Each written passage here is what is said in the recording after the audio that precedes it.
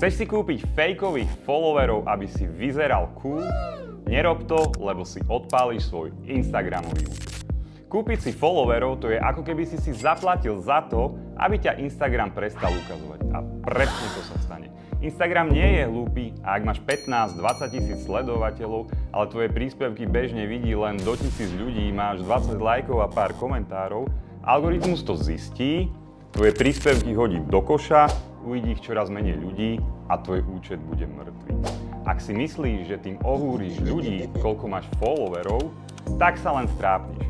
Pretože ľudia si pozerajú tvoje príspevky, pozerajú, koľko ľudí ich vidí, koľko máš lajkov a koľko komentárov, prekúknú ťa a budú aj teba považovať za fake.